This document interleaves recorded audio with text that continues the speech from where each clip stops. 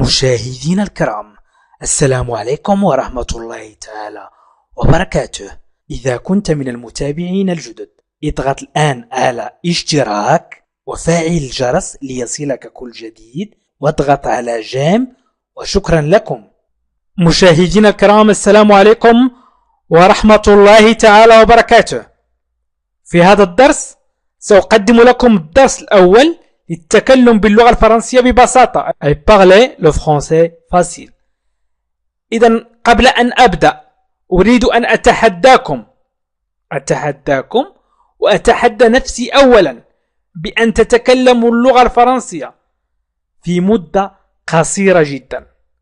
يعني من تابع هذه الدروس فسيتكلم اللغة الفرنسية في مدة قصيرة جدا. أنتم فقط حاولوا أن تقبلوا التحدي لتعلموا أن العقول تتحارب أو تتحارب العقول أيا كان أو أيا كانت أو أيا كان مستواها، ولا تجد راحتها واستقرارها إلا في التحدي. إذن أنا أتحداكم، ولكن لا للانسحاب حتى نتعلم، لا للانسحاب، ولتعلموا أن أكثر ما نتقنه هو التحدي، وأكثر ما نبرع فيه هو الانسحاب. إذن لا للانسحاب. الانسحاب ممنوع. يعني إذا تحديتم أن تتكلموا باللغة الفرنسية السهلة فلا تنسحب، وإلا فلن تتعلم أبدا. إذن مشاهدينا الكرام، الدرس الأول على بركة الله، تكلم باللغة الفرنسية البسيطة، أي parler le français facile. الدرس cours الأول. إذن الدرس الأول cours 1 parler le français facile. هنا مشاهدينا الكرام لن أبدأ ببونجور أو سالو أو بونسوار. بونجور تعني نهارك سعيد، سالو تعني مرحبا، بونسوار تعني ليلتك سعيدة. إذن لن أبدأ بهذه الكلمات، سنحاول أن نتكلم مباشرة، ومع مرور الوقت ستعرف بونجور وسالو وكمون سافا، وتعرف كل شيء عن اللغة الفرنسية. إذن حاول أن تتابعوا الدروس، حاولوا أن تتابعوا معي الدروس وتحدوني. اكتبوا في التعليق نحن نتحداك، أو أنا قبلت التحدي، واكتب التاريخ، تاريخ اليوم الذي قبلت فيه التحدي. وفي كل يوم أضع درسين، درس مع 10 صباحا بتوقيت غرينتش، ودرس مع 6 مساء بتوقيت غرينتش. إذن تابعوا هذه الدروس لكي تتكلموا باللغة الفرنسية، وستجدون روابط الدروس الأخرى في خانة التعليق وفي خانة الوصف. إذن سنبدأ الدرس على بركة الله. إن كنت تريد أن تقول سأكون أخيرا، إذن ستقول je serai enfin. أعد معي je serai enfin. سأكون أخيرا طبيب. أخيرا سأكون طبيب. يمكن أن أقول أخيرا سأكون طبيب. je serai enfin médecin. je serai enfin professeur. إذن سأكون أخيرا شيء ما. أو je serai professeur سأكون أستاذ. je serai médecin سأكون médecin. إذن je serai enfin.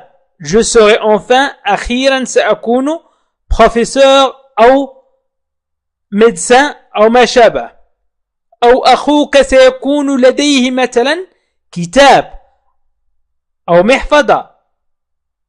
ton frère aura une belle voiture، سيارة جميلة. ton frère aura une maison، أي منزل. أي ton frère aura، أخوك سيكون لديه، أخوك سيكون لديه. لا تقول أن الدرس صعب أو بدأنا من الدروس الصعبة، فأنا أبسط. ton frère بسيطة جدا. aura سيكون لديه. إذن حاول أن تتابع معي. مع توالي الدروس ستتكلم باللغة الفرنسية، وحاول أن تطبق هذا مع زوجتك أو تطبق زوجتك معك أو مع أبنائك. إذن ton frère aura une voiture, ton frère aura une maison. أخوك سيكون لديه منزل أو سيكون لديه سيارة، أو أخوك سيكون لديه هدية في أقصى تقدير غدا مثلا. ton frère aura au plus tard demain un cadeau أو une voiture. إذن au plus tard demain une voiture. au plus tard في أقصى تقدير. demain غدا. hier البارحة. aujourd'hui اليوم. إذن au plus tard demain في أقصى تقدير غدا. ton frère aura une voiture au plus tard demain. ton frère aura une maison au plus tard demain. ton frère aura un cadeau أي هدية. ton frère aura un cadeau أي هدية au plus tard demain في أقصى تقدير غدا. هذا الدرس خاص بالتكلم باللغة الفرنسية، وقد طلب مني العديد أن أنزل فيديوهات التكلم، أو مثلا سيكون في الموعد. il sera au rendez-vous. سيكون في الموعد. il sera au rendez-vous. سيكون في الموعد. il sera au rendez-vous. عيدوا معي. il sera au rendez-vous. il sera au rendez-vous. سيكون في الموعد. أو مثلا تريد أن تقول مثلا سيكون في الموعد وإلا ستذهب بدونه أو من دونه. وإلا sinon ne partiront. سنذهب sans lui. وإلا ne partiront. سنذهب sans lui بدونه. sinon ne partiront sans lui.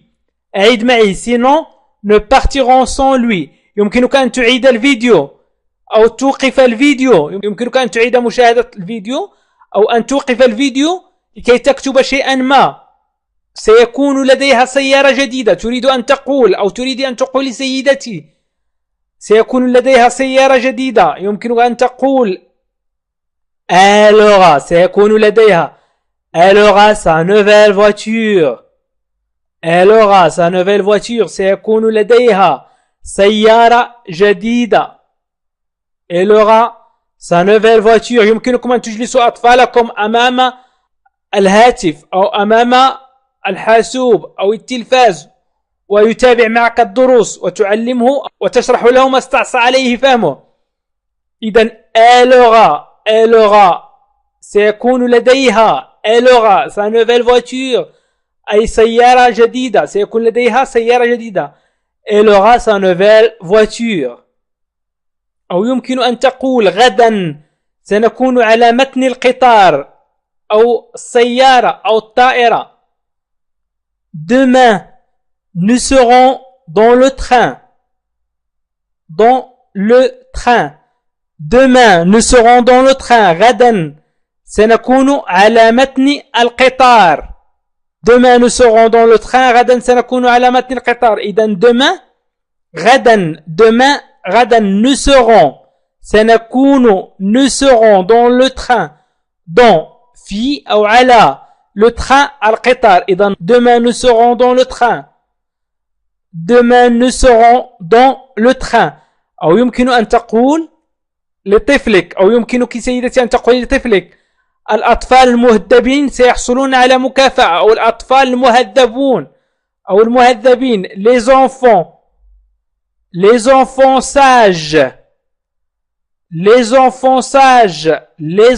sages أي الأطفال المهذبين.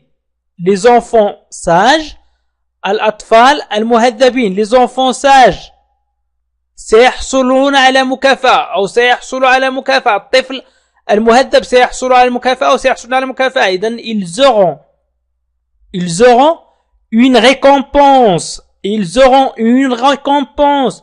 Ils auront سيكون لديهم أو سيحصلون une récompense مكافأة. إذن les enfants sages ils auront une récompense. الأطفال المهذبون سيكون لديهم مكافأة سيحصلون على مكافأة. أو il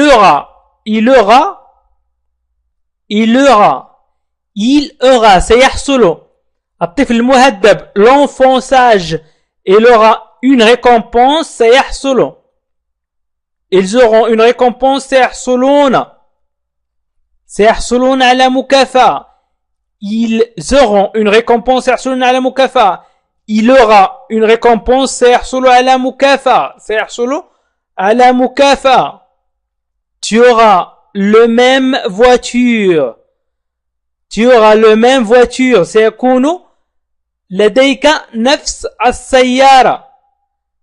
tu auras le même voiture سيكون لديك نفس السيارة. tu auras le même voiture سيكون لك نفس السيارة. tu auras j'aurai سيكون لدي. tu auras سيكون لديك le même نفس voiture السيارة.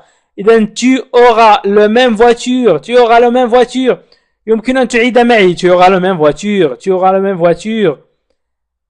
أو سوف تكون في عطلة إن كنت تريد أو كنت تريدي أن تقولي سوف أكون في عطلة أو سوف تكون في عطلة أو سوف تكوني أنت في عطلة. elle sera en vacances. سوف تكون هي في عطلة أو سوف تكون في عطلة. vacances عطلة. elle sera سوف تكون en vacances في عطلة. أو في خلال أسبوع أو في خلال 3 أيام سأكون قد ذهبت إلى باريس. يمكن أن نقول dans 3 jours في خلال 3 أيام أو في 3 أيام أو نقول في خلال 3 أيام. dans 3 jours dans une semaine في أسبوع dans un jour في يوم واحد. إذا dans 3 jours في 3 أيام سأكون قد ذهبت إلى باريس. je serai partir à Paris. سأكون قد ذهبت إلى باريس. je serai partir à Paris. سأكون قد ذهبت إلى باريس. je serai سأكون partir ذهبت أو غادرت إلى باريس. partir à Paris غادرت إلى باريس أو ذهبت إلى باريس. je serai partir à Paris سأكون قد ذهبت إلى باريس. إن كنت تريد أن تقول في شهر ديسمبر أو في شهر نوفمبر أو في شهر يناير. إذن في شهر ديسمبر au mois de décembre في شهر ديسمبر. إذن ديسمبر au mois في شهر إذن au mois de décembre. أعيد معي نطق الجمل. au mois de décembre إذا كنت تريد أن تقول مثلا إذا أردت أن تقول مثلا شادي aura beaucoup de travail أو سأضع اسمي مثلا كريم aura beaucoup de travail. أعتذر لأن اسمي موجود كثيرا في هذه الدروس. أعتذر لكم. إذن كريم aura beaucoup de travail. كريم لديه أو كريم سيكون لديه الكثير من العمل لأنه سيعد العديد من الدروس لتتعلموا التكلم باللغة الفرنسية. إذن كريم aura beaucoup de travail. كريم سيكون لديه. كريم aura beaucoup الكثير de travail من العمل أو العمل de travail من العمل. إذن كريم aura beaucoup de travail. كريم سيكون لديه الكثير من العمل. سوف تكون مريضا أو سوف أكون مريضا. إذن سنقول سوف تكون مريضا أو سوف تكونون مريضين. إذن vous serez malade أو tu seras أو je serai tu seras malade سوف تكون مريض je serai malade سوف أكون مريض إذن سوف تكون مريضا vous serez malade سوف تكونون مرضى سوف تكونون مرضى vous serez malade سوف تكونون مرضى vous serez malade si vous mangez trop de gâteaux si vous mangez trop de gâteaux أي إذا أردت أن تقول إذا أكلت الكثير من الكعك فستصبح مريضا أو vous serez malade si vous mangez trop de gâteaux إذا أكلت الكثير من الكعك vous serez malade أو si vous mangez trop de gâteaux vous serez malade أو vous serez malade si vous mangez trop de gâteaux إذا si إذا vous mangez أكلتم ولكن هنا استعملنا أسلوب الأداب لأننا نتكلم مع شخص غريب مثلا إذا vous mangez أكلت vous mangez كأسلوب للأداب trop الكثير de gâteaux من الكعك de gâteaux من الكعك gâteau والكعك si vous mangez trop de gâteaux si vous mangez trop de gâteaux إذا أكلت الكثير من الكعك أو إذا أكلتم الكثير من الكعك إذا كنت تتكلم مع أشخاص ليسوا غرباء عنك إذن ستكون لديك لحظات رائعة أو مثلا في إفريقيا أو في الجزائر أو في المغرب في تونس في مصر في السودان في ليبيا في السعودية أو الإمارات أو أي دولة أخرى أعتذر إن لم أذكر دول أخرى عربية سنقول في إفريقيا عموما en Afrique في إفريقيا en Afrique في إفريقيا en Afrique في إفريقيا vous aurez un temps magnifique ستكون لديك لحظات رائعة vous aurez un temps magnifique vous aurez un temps magnifique ستكون لديك لحظات رائعة vous aurez un temps magnifique ستكون لديك لحظات رائعة ستكون لديك لحظات رائعة vous aurez un temps magnifique ستكون لديك لحظات رائعة vous aurez ستكون لديك un temps أي وقت un temps وقت magnifique أي رائع magnifique رائع vous aurez un temps magnifique سوف تكون لديك لحظات رائعة وسوف يكون لديك وقت رائع ستمضي وقت رائع سأكون سعيدا je serai content إن كنت أتكلم كمذكر وإن كنت تتكلمين سيدتي أنت باسم المؤنث ستقولي سأكون سعيدة je serai contente إذن سأكون سعيدا je serai content أي أنا مذكر وإن قلنا للمؤنث سأكون سعيدة سنضيف je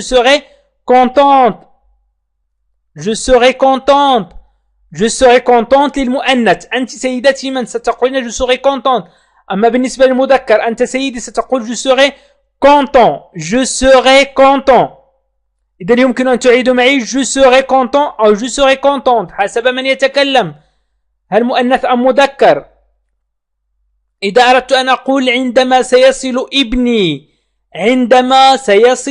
ابني مثلا سأكون سعيدا عندما سيصل ابني أو أخي أو أي شخص je serai content quand mon fils arrivera إذن quand mon fils arrivera je serai content quand mon fils arrivera عندما سيصل ابني يمكن أيضا أن تقول quand mon frère arrivera عندما يصل أخي quand mon père arrivera عندما يصل أبي إذن quand mon frère mon fils mon mari زوجك عندما يصل زوجك quand mon fils arrivera عندما يصل ابني يمكن أيضا أن نقول بعد دراستي après mes études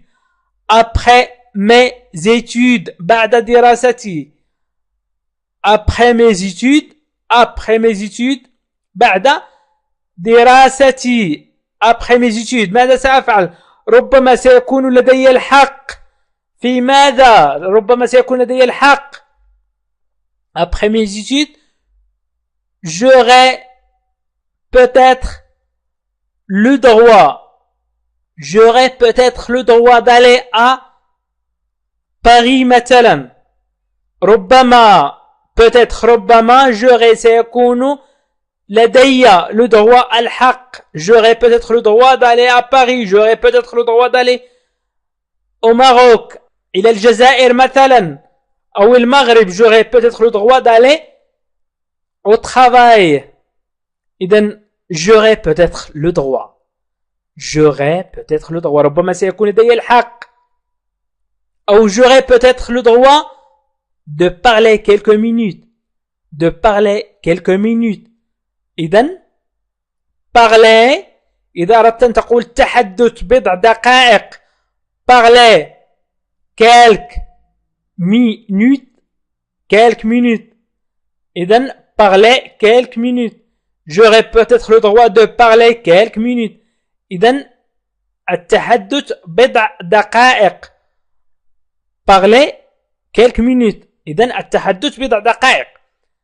أو إذا أردت أن تقول لا تقلقوا لا تقلقوا ne vous inquiétez pas ne vous inquiétez pas لا تقلقوا ne vous inquiétez pas لا تقلقوا ne vous inquiétez pas ne vous inquiétez pas لا تقلقوا. أو تريد أن تقول سأعتني بكل شيء ne vous inquiétez pas لا تقلقوا سأعتني بكل شيء. Je m'occupe de tout. Je m'occupe de tout سأعتني بكل شيء. Je m'occupe de tout سأعتني بكل شيء. أو يمكن أن تقول سوف يكون كل شيء مكتمل أو سوف يكون كل شيء على ما يرام. Tout sera parfait. Tout sera parfait. Tout sera parfait. سوف يكون كل شيء مكتمل أو على ما يرام. Parfait. Parfait. يعني رائع جميل. Tout sera parfait. Tout sera parfait. إذن يمكنكم أن تعيدوا معي الجمل. Tout sera parfait. N'apporte rien de chez toi. إذن سأعتني بكل شيء سوف يكون كل شيء مكتمل. لا تجلب أي شيء من عندك. N'apporte rien de chez toi. Chez toi. N'apporte rien de chez toi. لا تجلب أي شيء من عندك. إذن n'apporte rien de chez toi. N'apporte rien de chez toi. إذن n'apporte rien de chez toi. عندما أنتهي من الدرس سأقرأ قراءة عادية. أو سيكون لديه كل ما تحتاج إليه. أي سيكون لديه كل ما تحتاج إليه. Il y aura tout ce qu'il faut ici. Il y aura tout ce qu'il faut ici. سيكون لديه كل ما تحتاج إليه هنا. إذن il y aura tout ce qu'il faut ici. أعيدوا معي. Il y aura tout ce qu'il faut ici. إذن سأقرأ قراءة عادية وأنتم حاولوا أن تركزوا معي وأن تعيدوا معي ولو بصوت منخفض. إذا كنت في مقهى أو في مكان عمل أو في مدرسة يمكنك أن تعيد معي بصوت منخفض للتذكير فقط. هذا الدرس الأول من دروس تكلم باللغة الفرنسية. إذن je serai enfin. Je serai enfin. سأكون أخيرا. Ton frère aura. Ton frère aura. أخوك سيكون لديه. Au plus tard demain. Au plus tard demain. Il sera au rendez-vous. Il sera au rendez-vous. Sinon, nous partirons sans lui. Sinon, nous partirons sans lui. Il aura sa nouvelle voiture. Elle aura sa nouvelle voiture. Demain, nous serons dans le train. Demain, nous serons dans le train. Les enfants sages. Les enfants sages. Ils auront une récompense. Ils auront une récompense. Ils auront une récompense. Tu auras la même voiture. Tu auras la même voiture. Tu auras la même voiture. Elle sera en vacances. Elle sera en vacances.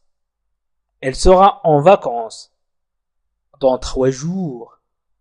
Dans 3 jours, je serai parti à Paris. Je serai parti à Paris. Au mois de décembre. Au mois de décembre. Karim aura beaucoup de travail. Karim aura beaucoup de travail. Vous serez malade. Vous serez malade.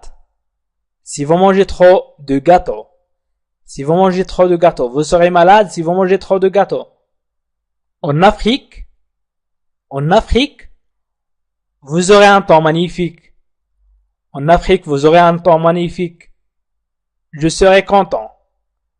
Je serai content. Quand mon fils arrivera. Quand mon fils arrivera. Je serai content quand mon fils arrivera. Ou quand mon frère arrivera. Quand mon père arrivera. Après mes études. Après mes études. J'aurai peut-être le droit. J'aurai peut-être le droit. J'aurai peut-être le droit. Parlez quelques minutes. Parlez quelques minutes. Ne vous inquiétez pas. Ne vous inquiétez pas. Ne vous inquiétez pas. Je m'occupe de tout. Je m'occupe de tout. Tout sera parfait. Tout sera parfait. N'apporte rien de chez toi. N'apporte rien de chez toi. N'apporte rien de chez toi. Il y aura tout ce qu'il faut ici. Il y aura tout ce qu'il faut ici. Il y aura tout ce qu'il faut ici. إذا مشاهدينا الكرام، هذا الدرس هو ضمن قائمة التكلم باللغة الفرنسية بسهولة. التكلم باللغة الفرنسية بسهولة، وهو ضمن برنامج تعلم اللغة الفرنسية للمستوى المتوسط. وأتحداكم وأقبل أيضا تحدي منكم بأن تتعلموا وتتكلموا باللغة الفرنسية بسهولة وسرعة. ومن قبل التحدي فليكتب في التعليق أنا أقبل التحدي يا أستاذ، على بركة الله، وليكتب تاريخ الذي قبل فيه التحدي. وأطلب منكم مشاهدينا الكرام أن تساعدوا القناة على الانتشار لكي تستمر القناة وأستمر أنا في تنزيل الفيديوهات. اضغطوا على اشتراك إن كنتم تريدون الاشتراك في القناة، واضغطوا على جيم، وعلقوا على الفيديو، وأيضا شاهدوا الفيديوهات السابقة وهي أسفل الفيديو في خانة الوصف وفي خانة التعليق. ومن أراد مشاهدة جميع الفيديوهات يمكنه أن يضغط على لا لونغ فرونسيز أسفل الفيديو وسيجد جميع القوائم. وشكرا لكم وإلى لقاء آخر فيديو آخر إن شاء الله. مشاهدينا الكرام، السلام عليكم ورحمة الله تعالى وبركاته. مرحبا بكم في قناتكم لا لونغ فرونسيز. من أراد مشاهدة برنامج تعلم اللغة الفرنسية في 3 أشهر فلينزل إلى أسفل الفيديو وليضغط على لا لونغ فرونسيز وسيجد جميع قوائم تعلم اللغة الفرنسية للمبتدئين. إذا كنت من المتابعين الجدد اضغط الآن على اشتراك وفعل الجرس ليصلك كل جديد، واضغط على جيم، وشكرا لكم.